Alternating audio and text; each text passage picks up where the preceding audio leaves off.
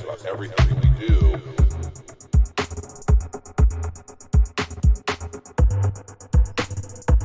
Cryptocurrencies are ultimately going to take over fiat. The more you educate yourself, the more you empower yourself.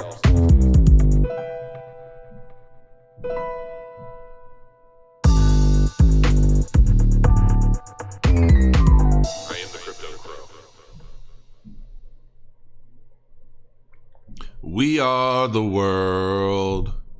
We are the children. We are the ones who make a brighter day. So let's start giving. How are you, everybody? It is 8:33 Eastern Standard Time. I am live. I am the Crypto Crow. I will say that since my YouTube termination debacle, my views and lives and all that stuff have gone to hell. I don't know. I was getting like 400 people in live chat before the YouTube termination. Now I'm almost lucky to get 150, 200, and I don't know what's going on. But we're going to take a look at the Bitcoin halving in detail. I took a little trip in my time machine, and I think what you guys see might surprise you a little bit. It may take some of you off guard. Some of you may not. Some of you know, like, that's exactly what I expect to happen. I don't know. We're going to find out. It looks like my viewers, now they're updating a little bit. And I know typically it takes a little while for all the notifications to go out and all of that fun stuff. I will let everybody know, if you want to sport some Crypto Crow gear, now you can. This is my new shirt. It's basically going to be, it's kind of like, this isn't the actual shirt. I'm actually surprised that they use this, unless this is what they are supplying. I'm not 100% sure, but this is basically the design and everything I sent them. But this is basically going to be a Crypto Crow, cryptocurrency, shirt. It's basically going to be it's supposed to be a pretty high-end polo. And I will say that if you go there's a link in the description, so you can click the link and it'll take you right here. But their shipping cost was crazy high. They was trying to charge like $40 to ship in the US, and I messaged them. I'm like, hey, no, this is too much. Nobody's buying this. Like, and they're like, well, you know, the shipping isn't cheap into the US. I'm like, well, what the hell? Where are you guys shipping from? So basically they're lowering the shipping for me, and they're just going to do it a flat rate shipping. It's going to be like $20, which is still kind of high, but these shirts should be pretty badass. This is basically, I'll show you kind of what they're going to, like, the style of them. And if people dig these, we're going to make more, and there's going to be more available in different styles and brands and things like that. But this is the short sleeve polo jersey. This is ultimately what I'm going for. So these should be pretty slick. And they're going to look like, you know, what I just showed you. So they're going to be Crypto Crow. They're going to say, like on the sleeves, it's going to say decentralized, blockchain, HODL, and Crypto Crow on the sleeves. And then I've got Cardano on here, Bitcoin, of course. And then, of course, my whole slogan, Crow Your Coin. So check those out if you're into it. For the love of God, stop talking about the halving. No, I'm not. We're 22 days out from the halving. Potentially. It might even be like 21 days. As we get closer, it's going to kind of thin out a little bit. And here's the thing. Bitcoin's been, what's this? So this is the 2016 halving. Very interesting. Now I'm going to pull this up and show you guys something. I'm going to show you something. All right. So, okay. So basically this is actually the halving in 2016. And I started kind of wondering, like, what was the climate like in the last halving? What were people saying? What was going on in the market? What was the sentiment? What was it like? And Okay, Jolly Joe, I'll address that in a minute here. So we are back around here. We are currently, where are my notes at? We are like 21 days from the halving, right? So right here, if you see my mouse all the way over here, I need to get one of those little things that puts a yellow circle around my mouse. All the way back here is approximately 16 days away from the halving. So by this, if we were to carbon copy duplicate the last halving, the price action, the sentiment, the momentum, everything, we still have about a week until this could potentially start happening. For the longest time, I've been saying, I believe there's going to be a crazy pump. And when I went back in time and I'm looking at this and I'm looking at the articles, this is what I'm going to show you in a minute. I'm going to pull up some of the articles that were being published at different times during this same time period. Folks, they're almost identical to what's coming out now. The only difference is the value of Bitcoin today versus 2016. Okay? But this is about 16 days. So 16 days, we got a strong 16-day pump to the date of the halving where we flatlined. And then from there, we ticked down just a hair, and then we continued back up from 16 days prior to the halving for a total of 27 days. So this was May 23rd that this began. From May 23rd all the way to here, we got a 77% increase in Bitcoin's price. That started before the halving, ended after the halving. From there, at its peak, we began a 45-day correction of downward price action of 40%. Okay? Once that concluded, well, what happened? It just started. We went through an accumulation phase with a pretty tight increase in price, and then we just started taking off. We got another correction here, and we went up further. We got another correction, but ultimately we ended up in a strong bull channel, a strong bull trend. This has been the case with Bitcoin halvings basically since the beginning. I do not see this changing now. I don't care if there is another outbreak. I don't care what the situation is. So let me go further. Okay. So this here was an article that came out on 5/5 of 2016. Okay. This is before the 2016 halving. On 7/11, the day Bitcoin prices will either rocket or start of a crash. Okay. This article reads almost identical to articles that you're finding now about Bitcoin's halving as it relates to miners, miner capitulation, how many miners will survive, what will happen to the price, are we going to go up or are we going to go down, what's going to happen, and it goes into different metrics. So much of this information is virtually identical to what is happening now 4 years later. It's funny. The same questions, the same concerns, the same everything, okay? Short term, I think the price will go down. A lot of people are expecting the price to rise after the halving, and those who want to take advantage of that will buy before the halving. How many times have you read this same shit every day now for the past how long?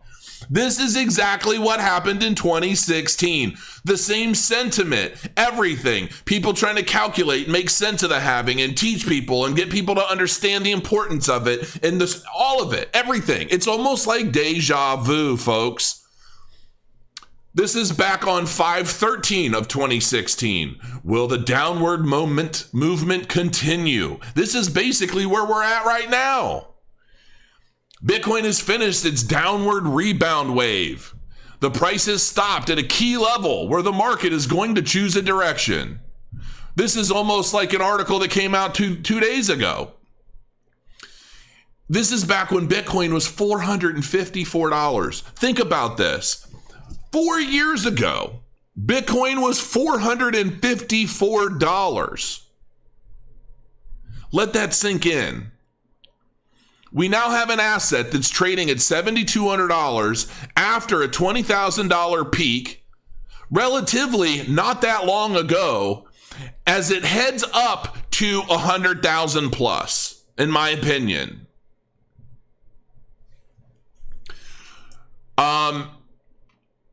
A key resistance line of $454 is responsible for the structure of the downward trend. Bitcoin's price has stopped at that level as it's dominated by active bears.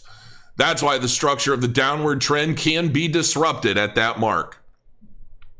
We're getting the same stuff over and over and over. Bitcoin price analysis on 5/24 of 2016. The short-term trend is upward. So this is basically an article I expect to see hopefully next week. This is what I hope to see, because it's likely what I think is going to be the case. I could be wrong. Maybe I'm just a moon boy degenerate. Maybe I'm completely and utterly clueless. Maybe the market is going to be so much more easily manipulated today than it was back when Bitcoin was $454 and not that many people even knew it existed.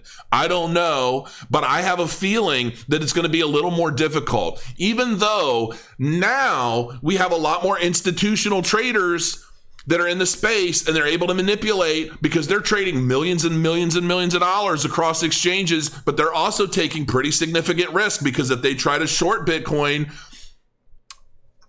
it depends on how they play it. But if they try to short it and we get a strong 40% pump up to the halving, well, then, they stand to lose quite a bit of money.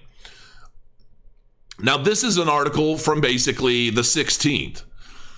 Bitcoin showing unprecedented pre-halving price action. Here's what this means. Bitcoin's halving fast approaches and investors are taking notice. Bitcoin sees unprecedented price action heading into the halving. Bitcoin's upcoming mining rewards halving has long been looked upon as a fundamental event that would help bolster its underlying strength and catalyze some immense upwards price action. This sentiment has been largely rooted in historical precedent, as the benchmark cryptocurrency has long seen immense bull favoring volatility in the time directly preceding and following this event. It doesn't seem as though the same can be said for the halving that is occurring in just a few weeks from now. However, as this is the first time in Bitcoin's decade-long history that it is entering the halving with a negative 90-day return. Fair enough. But I think in the grand scheme of things, the players that have the capital, the players that understand the fundamentals, the people out there with the knowledge and the ability to play this, they're going to play it and they're going to rise this and they're going to push it up. That's what I think. And I think that as we're moving forward and we get closer and closer, because of what is expected and because of its historical nature, I believe, and I'm hazarding a guess, but I'm going to believe that Bitcoin miners, if they're smart, I'm going to assume less of them are going to be selling between now and the halving. And the number of those selling are going to grow less and less until post-halving. And I believe that little post-halving dip that we get could be where some of these miners take some of that profit and actually dump some of their Bitcoin so they can continue operations while making a nice, tidy profit. And I believe that, to me, my opinion is that is the nature of what we're going to see as we move closer to the halving, post-halving, until we get that first big correction after the post-halving dump. And then from there, things are going to level out. Supply is going to be cut in half. Demand is going to continue to grow. And that is when we're going to start seeing our upward trend accumulation moving forward. And it doesn't take a technical analysis rocket scientist to understand that could very well be the case. Looking at Google Trends, I did that as well. I pulled it up myself, and I was looking at Google Trends of Bitcoin halving, and I thought, you know what? I don't see many people pulling up old articles and demonstrating exactly how we're in the exact same situation now with the same sentiment that we were back in 2016. And then that's where we're at today. And I just don't see this playing out much differently than it has in the past. Let me take a quick look at chat. And here's the thing. Once we get through this halving period, here's the thing that I am planning to do. I am going to be focusing less on Bitcoin's price action. I'm going to have a little bit of it. If I do a 20-minute video, 5 minutes of that's probably going to be about Bitcoin. And then the rest of it's going to be about altcoins. Because to be quite honest, I've been trying to focus a little bit more on Bitcoin's price action because it's what everybody wants to know about. It's what everybody's thinking about. People aren't thinking about altcoin projects as much because they know that Bitcoin has to come first, at least in the grand scheme of things. But once this starts really happening and it starts playing out as projected by the vast majority of the crypto peoples, I expect to start seeing some pretty significant pumps in the altcoin market as well. But I do expect to I have to see a $20,000 Bitcoin or thereabouts before I expect to see any strong momentum in the altcoin markets. We will start a bull run by the end of this year. No, I disagree. I think when you guys are talking about bull run, you're thinking of the parabolic bull run. I look at this is all a bull run to me, okay? This is all a bull run to me. Let's look at it on a weekly chart. This is all a bull run. Okay. What a lot of you guys are calling a bull run is what you're expecting to take place as the parabolic bull run. Once we've come to the halving, from there, that uptrend, this is bull market. This is all bull market territory. And this started at 2016 and concluded at the peak of December 2017 into 2018. So it's so weird even talking about those dates as though they were so far away, so far behind us. But yeah, this is where we're at, folks. I mean, and people see this drop. Look at this drop. Look at this bottom of, let's just call it this bottom of 3,100 from 20,000. Look at how that compares to where it started. Look at this. Insane. And people are like, Bitcoin's going down, Bitcoin's this, Bitcoin's that. They just don't get the fundamentals. They don't understand what's actually happening. People have a very narrow, short-sighted understanding of what happened in December and January of 2020 and what came thereafter. This is what the majority of people saw during that time. And they saw this transpire while a lot of the altcoins, the ICO projects, a lot of that stuff started to come down from the peak as well. But I believe wholeheartedly that the cream is going to rise to the top. A lot of these significant projects are going to come back. They're going to come back even stronger. There's going to be more money going into the space. I think the market caps, a lot of these projects are going to go much, much, much higher than originally. And I think we're going to start seeing some real solid adoption. And, you know, to be quite frank with you, if the government and the central banks start coming out with their own regulated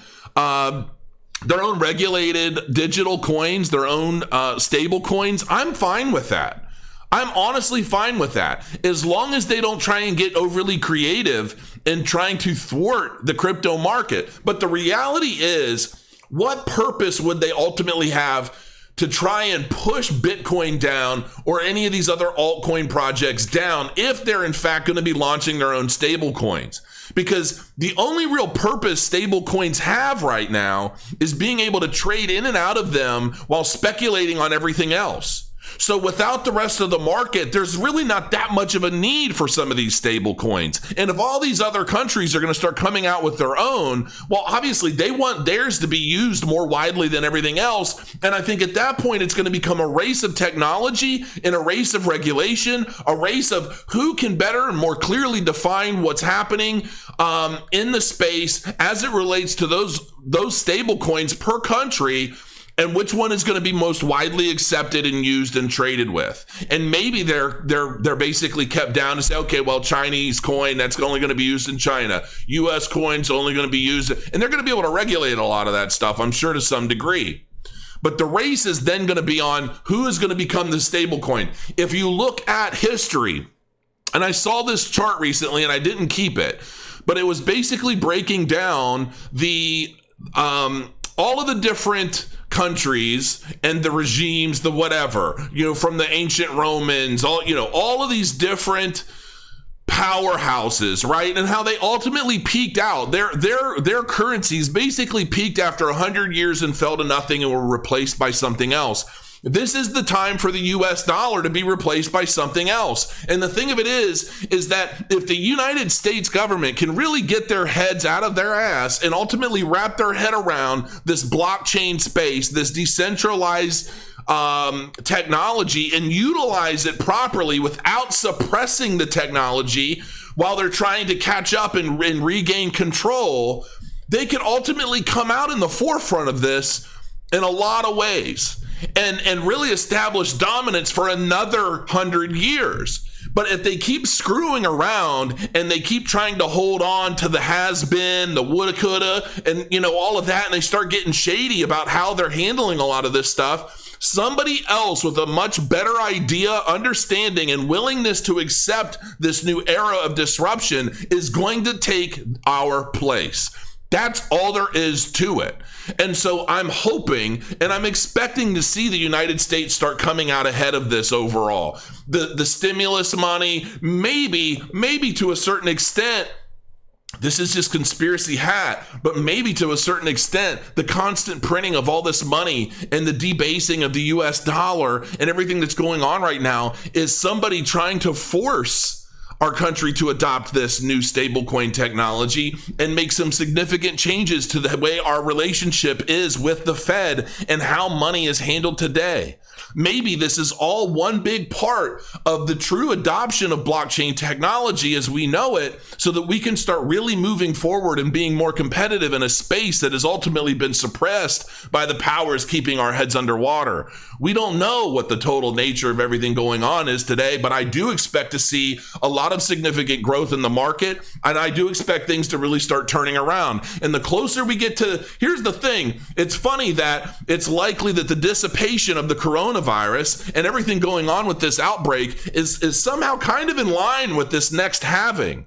Because by the time this next halving comes around, I'm hoping the world as we know it has finally been able to start getting back to normal, and maybe has even had a little bit of lead time in getting things back to normal, getting back to work, companies starting to come back. And granted, while we know that a lot of these companies and the economy overall could take a very, very long time to recover from here, who's to say that blockchain technology, cryptocurrencies, new central bank regulated stablecoins and the like aren't going to be a part of the process to help rebuild our economy as we know it? And crypto is then adopted as some kind of savior in the midst of this economic crisis that we didn't have back in 2008, that we didn't have back in the days of the Great Depression. Maybe this is the answer to a lot of problems, and the central banks know it, which is why they're coming out with saying, look, we think this is going to help us. We think it's going to help you, but we want it to be regulated. We're not going to get involved in the wild west of crypto as it is today, and we're going to make sure that our efforts are not thwarted by some random hacker in Asia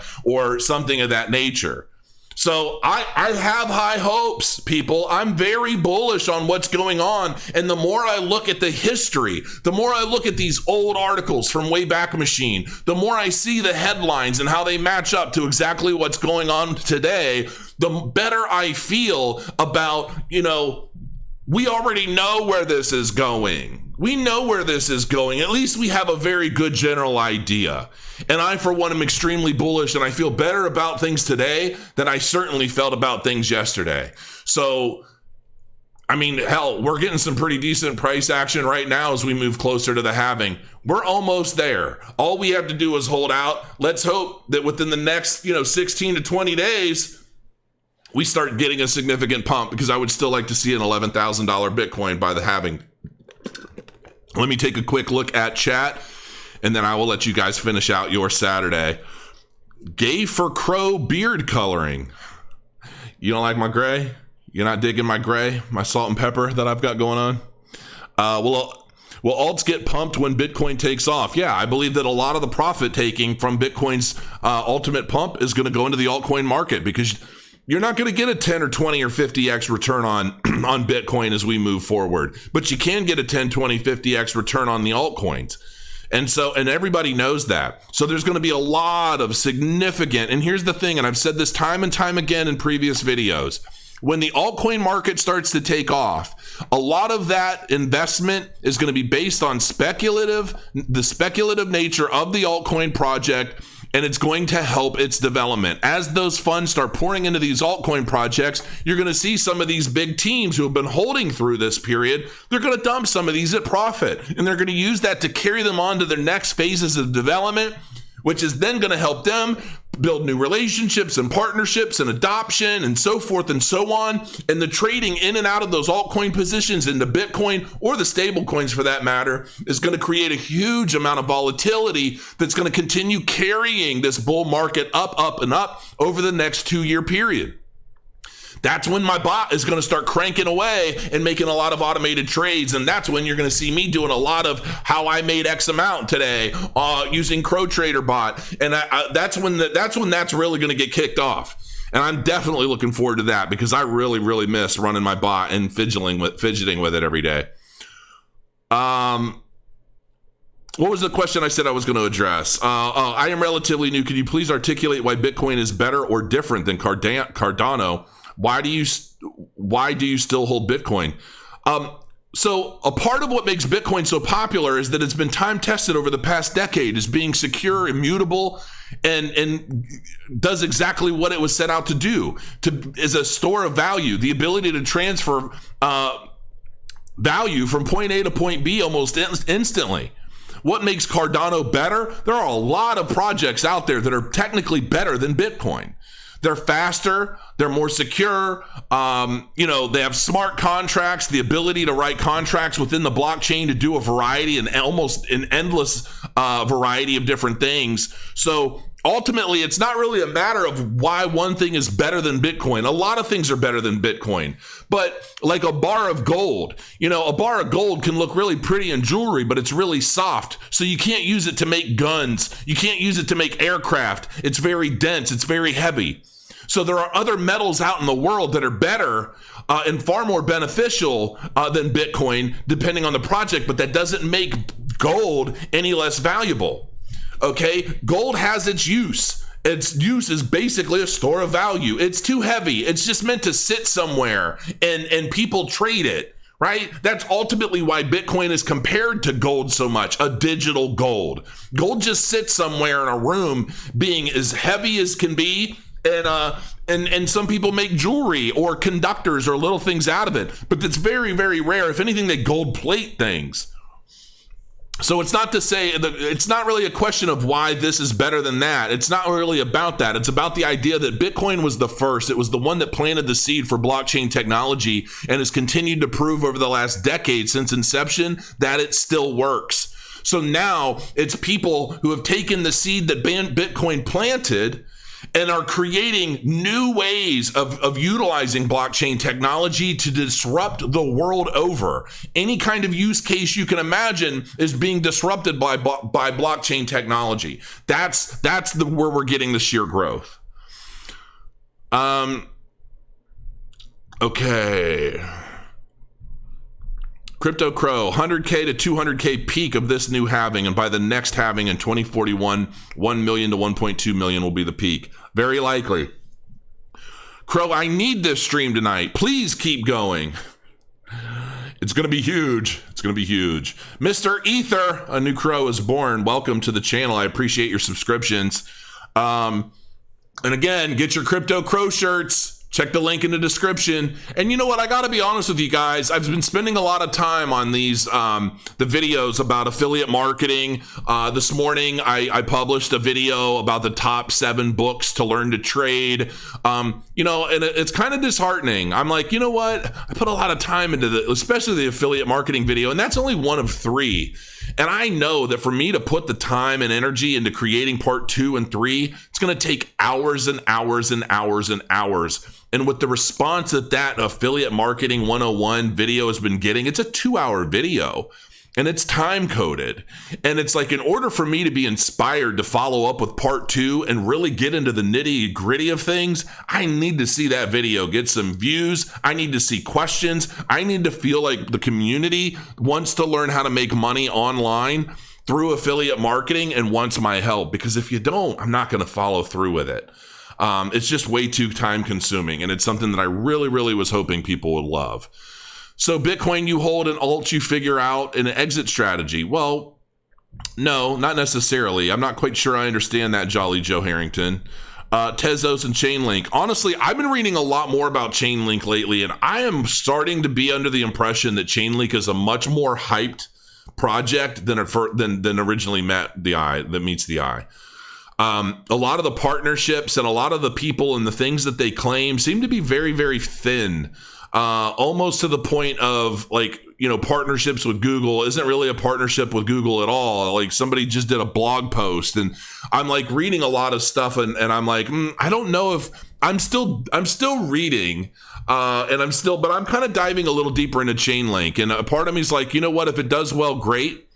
There's been FUD about every major project that's ever hit the crypto space.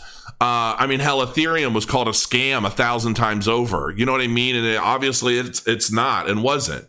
So, that being said, we'll find out. We'll find out what's going on. Thoughts on Qtum? From what I've seen, I expect Qtum to make a comeback. We'll see. I think your affiliate video didn't do well because you're not a trader. You didn't provide any value in the video, in my opinion. The only one making money is you with your affiliate links.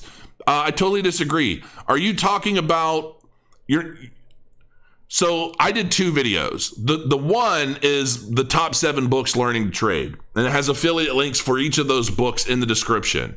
That's a totally different story. That's pointing people in the right direction of basically all these books that I own and that I've been reading and working through and learning from, even though I don't share a lot of that on my channel. The affiliate marketing 101 it provides a lot of value. I'm guessing you haven't watched it. You're going to need to watch that whole video. I walk you through step by step setting up an entire WordPress website for $4. If that's not value, I don't know what the hell is, because I used to charge people $5,000 to build a WordPress website. Okay, and I show you how to do it basically step by step for next to nothing. So yeah, you obviously didn't watch the video or you don't understand what you saw. Check it out. All right, guys, I'm going to go. It's 32 minutes in. I want to keep this video a little short because I want more people to be willing to watch it without looking like or feeling like they're about to dive into a rabbit hole that's going to take up all their lives. So it's Saturday night, folks. It's 9 o'clock. Stay safe. Don't drink and drive. Have the good rest of the weekend. I will see you Monday.